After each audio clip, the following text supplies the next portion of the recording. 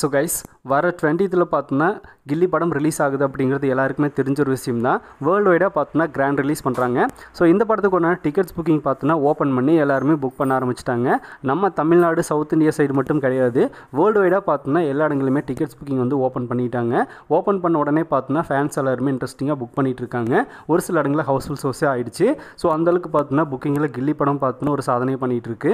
அது மட்டும் இல்லாமல் இந்த படத்தோட கலெக்ஷன் பார்த்தோன்னா எந்த மாதிரி வரப்போகுது அப்படின்னு தெரிஞ்சுக்க தான் எல்லாருமே ஈகராக வெயிட் பண்ணுறோம். ஏன்னா இது வரைக்கும் ரீரிலீஸ் ஆன படங்களை பார்த்தோன்னா அதிகமான கலெக்ஷனை வேர்ல்டு வைடாக கொடுத்தது இந்த படங்கள் தான்.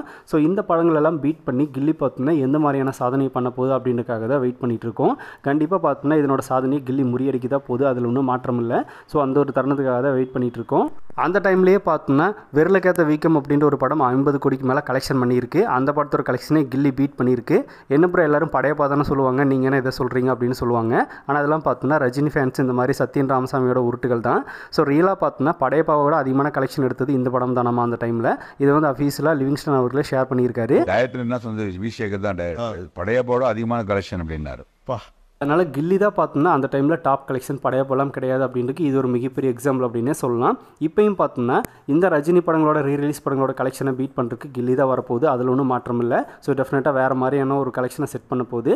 ஸோ வெயிட் பண்ணலாம். ஸோ இப்போ யாரெல்லாம் டிக்கெட் புக்கிங் வந்து கில்லி படத்துக்கு புக் பண்ணிட்டீங்க அப்படிங்கிறதையும் இனிமேல் புக் பண்ண போகிறீங்க அப்படிங்கிறதையும் இந்த படம் என்ன மாதிரியான கலெக்ஷன் எடுத்து இந்த படங்களை பீட் பண்ண அப்படிங்கிறத பற்றி உங்களோட ஒப்பீனியனும் கமெண்ட்டில் ஷேர் பண்ணுங்கள். இன்னும் புதுசாக தளபதி ஃபேன்ஸ் யாராவது நம்ம சேனலை பார்த்துட்டு இருந்தால் மறக்காம சேனலை சப்ஸ்கிரைப் பண்ணிக்கோங்க. எனி டைம் நம்ம தளபதி பற்றின அப்டேட்ஸ் அண்ட் பாலிடிக்ஸ் நியூஸ் நம்ம சேனலில் தொடர்ந்து வரும்.